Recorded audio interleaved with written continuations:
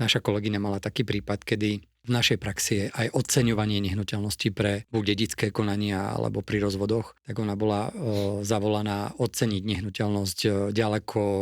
hlboko v obci, ktorá v podstate končí jednou z najdlhších dolín alebo teda neobývaných dolín a tam bola jedna nehnuteľnosť, ktorá mala predtým nejaký zdravotnícky charakter. No a od úvodu mala nejaké obavy, že či to teda dobre všetko dopadne, tak poprosila kolegyňu, aby jej, za pol hodinu alebo za 3/4 zavolala. Kolegyňa pre väčšiu prácu je nemohla telefonovať. No a tú našu kolegyňu zobral ten pán, ktorý ju